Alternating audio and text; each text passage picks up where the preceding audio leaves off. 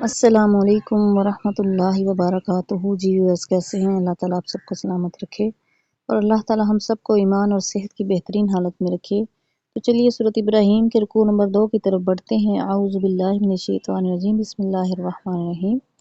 وعید، اور جب تأذن آگاہ فرما دیا، وعید اور جب تأذن آگاہ فرما دیا ربکم تمہارے رب نے، لئن شکرتم اگر تم شکر ادا کرو گے، لازیدنکم ضرور میں زیادہ دوں گا تمہیں،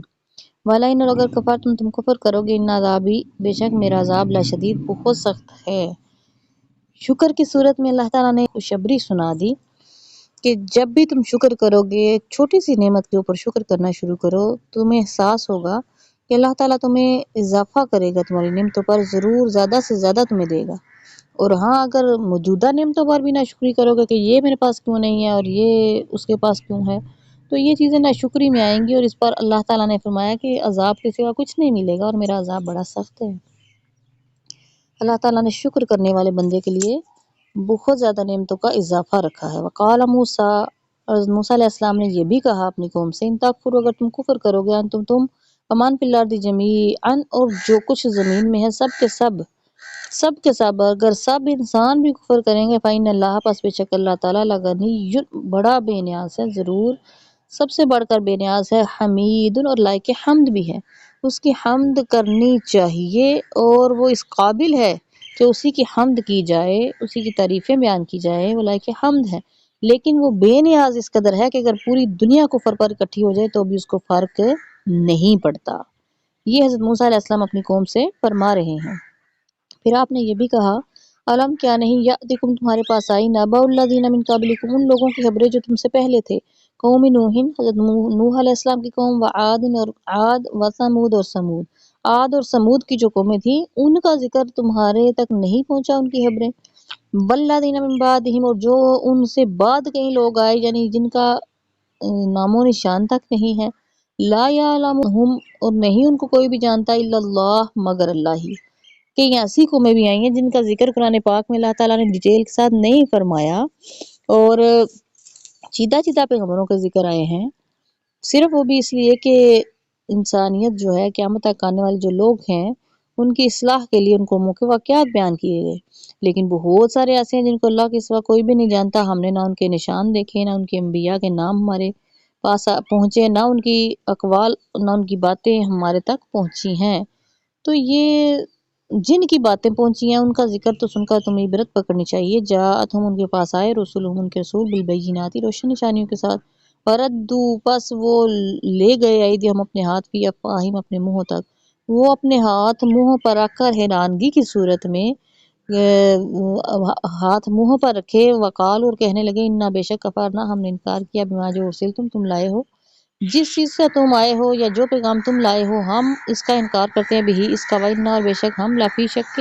ضرور شک میں ہے، مما جو تدعوننا تم بلا رہے ہو، الیہ اس کے بارے میں، مرید ایک ایسے شک میں جو فکر میں مبتلا کرتا ہے، جو ایک اضطراب میں پیدا کرتا ہے اندر، ہم اس شک میں مبتلا ہیں کہ یہ تم کیسا دین لے کر آئے ہو، ہم اس کا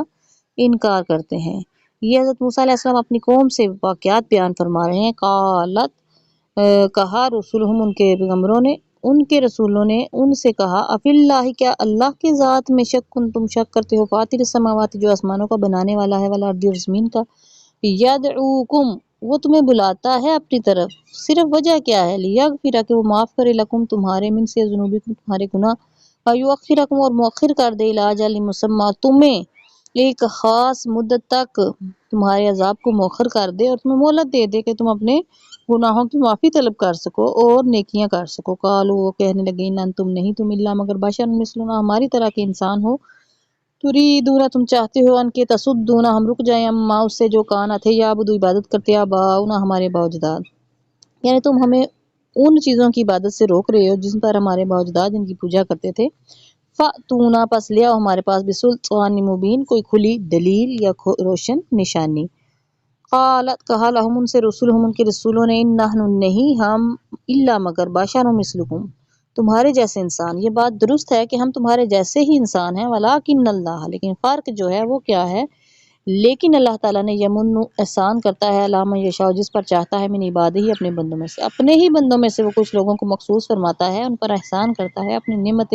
رسالت نازل فرماتا ہے، اپنی کتابیں نازل فرماتا ہے، اپنی وحی نازل فرماتا ہے، اور ان کو پھر لوگوں کی ہدایت کے لیے دنیا میں بھیجتا ہے۔ وما کان، اور نہیں لنا ہمارے لیے، ان نأتیکم کہ ہم تمہارے پاس لے آئیں، بسلطان کوئی نشانی، الا مگر باذن اللہ، اللہ کے حکم سے، یعنی ہمارا ہر کام اللہ کے حکم کے تابع ہے، اور ہم خود سے کوئی نشانی تمہارے تک نہیں لے کر آئیں گے۔ وعلی اللہ فلیتوکل المؤمنون، اور مومنوں کو اللہ ہی پر توکل اور بھروسہ کرنا چاہیے ہر صورت میں۔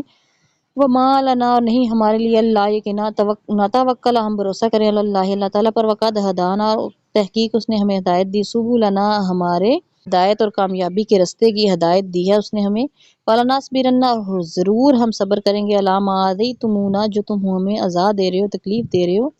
اس اذیت رسانی پر ہم صبر کریں گے، وعلی اللہ فلیتوکل المتوکلون، اور پھر اللہ تعالیٰ نے فرمایا کہ توکل کرنے والوں کو اللہ ہی پر توکل اور بھروسہ کرنا چاہیے، اور اللہ پر بھروسہ کر لینے میں ہی سب سے بڑا انسان کا فائدہ ہے، اور اس میں ہرگز بھی کوئی نقصان نہیں ہے کہ اللہ کے راستے میں ہر چیز چھوڑ کر بے فکر ہو جائے، اطمینان پا جائے کہ اللہ تعالیٰ بہتر کرنے والا ہے، وہ اس کی ذات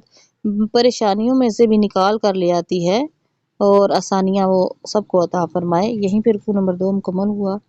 انشاءاللہ رکوع نمبر 3 کے ساتھ ملاقات ہوگی۔ اپنا خیال رکھیے گا اور اپنے اس چینل کا بھی۔ والسلام علیکم ورحمۃ اللہ وبرکاتہ۔